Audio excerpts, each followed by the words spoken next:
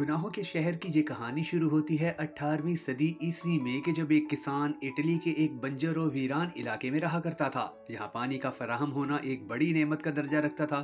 ایک دن اس کسان نے اپنی بنجر زمین میں کنواں کھودنے کی ٹھانی۔ اس نے بیلچہ اٹھایا اور زمین کو مسلسل کھودنا شروع کر دیا۔ کسان کی طویل مشقت کے بعد کھودے گئے اس کنویں سے پانی تو نہ نکلا، لیکن کچھ ایسا برآمد ہوا کہ جس کی تلاش پوری دنیا کے ماہرین کو صدیوں سے جاری تھی۔ وہ برآمد ہونے والی چیز دراصل ایک گمشدہ شہر تھا جو اپنے دور کی شاندار بستیوں میں سے ایک مانا جاتا تھا۔ اس شہر کی تلاش ماہرین کو 2000 سالوں سے تھی۔ ماہرین نے اس زمین میں دھنس جانے والے شہر کے بارے میں صدیوں سے سن اور پڑھ تو رکھا تھا، مگر وہ اس شہر کو تلاش کرنے میں ناکام رہے تھے۔ یہ شہر جس قدر حیرت انگیز ہے، اسی طرح اس کی کہانی بھی نہایت حیرت ناک ہے۔ اس شہر کا نام پومپئی تھا۔ پومپئی ایک قدیم رومی شہر تھا کہ جو موجودہ ملک اٹلی کے علاقے کمپانیا میں ناپولی کے نزدیک واقع تھا۔ یہ شہر 7ویں صدی قبل مسیح کے دوران آباد ہوا۔ گناہوں کا یہ شہر مختلف ادوار میں مختلف قوموں کے زیر نگی رہنے کے بعد رومن امپائر کے تسلط میں آیا تھا۔ پھر اس شہر نے ترقی کی ایسی منازل طے کی کہ یہ اس وقت کے دنیا کے عظیم ترین شہروں میں شمار ہونے لگا۔ پانی کے تالاب، کلب، بیکریاں، کشادہ سڑکیں، واٹر سپلائی کی سکیم، لائبریری، کمیونٹی سینٹر، ہسپتال، گھوڑے باندھنے کے جدید استبل، 2 منزلہ مکانات، مکانوں کے پیچھے چھوٹے چھوٹے لون اور ان میں نصب فواروں نے اس شہر کو جنت بنا دیا تھا۔ یہ دنیا کا پہلا شہر تھا کہ جس میں زیبرا کراسنگ شروع ہوئی تھی۔ یہیں سے کریم کیک ایجاد ہوا اور یہیں سے اجتماعی غسل خانوں یا حمام کے تصور نے جنم لیا تھا۔ یہ رومن امپائر کے بڑے تجارتی شہروں میں سے ایک تھا، لیکن دولت کی فراوانی کے بعد رفتہ رفتہ اس شہر کی پہچان تبدیل ہونے لگی۔ اجتماعی غسل خانے یا اجتماعی حمام بے حیائی کے مراکز بننے لگے، جس کو روکنے والے بجائے اس کو روکنے کے اس بے حیائی سے لطف اندوز ہونے لگے۔ چند دہائیوں بعد یہ بے حیائی اس شہر کا عام مزاج بن گئی۔ اب اس شہر کی پہچان زرعی، تجارتی یا صنعتی شہر کی نہ رہی، بلکہ اب یہ ایک بڑے آزاد معاشرے کا ایک بے حیا شہر بن گیا تھا۔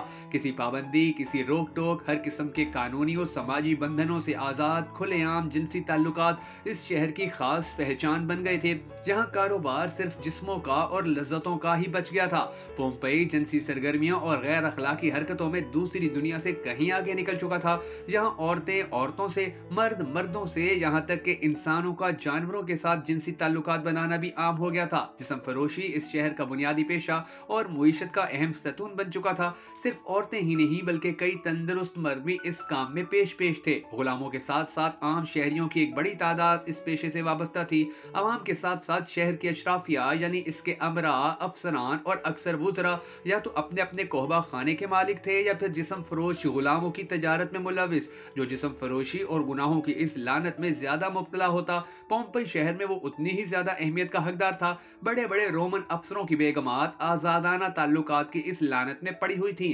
اس پر شرم تو درکنار الٹا فخر کیا جاتا تھا۔ اس شہر کے کھنڈرات سے ملنے والی تصاویر اس قدر بےہودہ اور فحش ہیں کہ لوگ انہیں دیکھ کر اپنے کانوں کو ہاتھ لگا لیتے ہیں۔ پومپئی کی دیواروں پر لکھی غیر اخلاقی و غیر فطری شاعری کی مثال ماضی و مستقبل کہیں پر بھی نہیں ملتی۔ ماہرین کی ترجمہ کی گئی عبارتوں کے مطابق دیواروں پر کندہ تحریریں دراصل اس قوم کے چند شاعروں کی شاعری ہے جو انہوں نے فطرت کے اصولوں کے خلاف عمل کے حق میں کی تھی۔ دیواروں پر تحریر دیگر فقرے بھی انتہائی شرمناک اور انسانیت سوز تھے، جن سے پومپئی کے باسیوں کی اخلاقی گراوٹ اور جنسی رجحان کی منفیت کا اندازہ ہوتا ہے۔ غرض یہ آزاد جنسی تعلقات کے ساتھ ساتھ مردوں اور عورتوں کی ہم جنس پرستی کی بدفعلیوں میں بھی حیوانیت کی حدود سے بھی گر چکے تھے۔ ایک آتش فشاں پہاڑ یعنی ماؤنٹ ویسویس کے دہانے پر واقع ہونے کے باوجود یہ شہر ہر قسم کے خطروں سے بے نیاز اپنی رنگ رلیوں میں مصروف تھا۔ اس بے حیا قوم کی اریانی اور سرکشی جب حد سے بڑھنے لگی تو قدرت جلال میں آئی اور خدا نے اس سرکش قوم کی رسی کھینچنے کا فیصلہ کر لیا۔ اس قوم کا انجام کیا ہوا، یہ جاننے سے پہلے اگر آپ کو ہماری یہ ویڈیو پسند آ رہی ہے تو ہمیں سپورٹ کرنے کے لیے ہماری اس ویڈیو کو لائک ضرور کر دیجیے گا۔ میں ہوں شکیل حیدر اور آپ دیکھ رہے ہیں بہکر نیٹ ورک ویڈیوز۔ دوستو 89 عیسوی میں اس قصبے کے قریب واقع ویسویس کے آتش فشاں پہاڑ سے لاوا نکلنے لگا۔ پھر یہ آتش فشاں اس قدر شدت سے پھٹا کہ آسمان میں دور دور تک اس کی راکھ राख और पत्थर उड़ने लगे और कुछ ही देर में लाखों टन वजनी दहकती राख पोम्पई शहर पर आ गिरी। पोम्पई शहर के 20,000 अफराद मौका पर ही हलाक हो गए। 3 दिन तक ये आतिशफशां आग और लावा उगलता रहा और इस शहर को सफाई हस्ती से मुकम्मल तौर पर मिटा गया। उस दौर का इंतहाई तरक्की याफ्ता ये शहर 4 से 6 मीटर राख के नीचे दफन हो गया। लावे के ठंडा होने के बाद इस मकाम की तलाश तक नामुमकिन हो गई कि जहां ये शहर आबाद था। कई सदियों तक ये इलाका सिर्फ और सिर्फ राख का एक ढेर बना रहा। 1748 ईस्वी में एक दिन ये शहर हादसाती तौर पर दरियाफ्त हो गया। खंडरात की खुदाई के माहिरीन ने देखा कि इसके थिएटर, खेल के मैदान, मार्केटें और स्विमिंग पूल्स जूं की तू हालत में मौजूद थे। ये अजाब इस शहर के मकीनों पर उस वक्त नाजिल हुआ था कि जब उनकी अक्सरियत गुनाह आलूद सरगर्मियों में मुलविस थी। इस शहर की दरियाफ्त के बाद खुदाई की गई तो माहिरीन आसार कदीमा ये देखकर हैरान रह गए कि लोग मुर्दा हालत में महफूज हैं और ऐसा लग रहा था कि जैसे कुदरत ने अखलाक बाख्ता हरकतें करने वाली कौम को आने वाली दुनिया के लिए निशाने इबरत बना दिया हो। इस सरकश कौम का जो शख्स जिस हालत में था वो मरने के बाद भी उसी हालत में रह गया था। आज भी जब पोम्पई की बाकियात दरियाफ्त होती हैं तो वहां के रहने वालों की लाशें बेगोरो कफन उसी हाल में मिलती हैं कि जिसमें वो अपने आखिरी वक्त में मौजूद थे।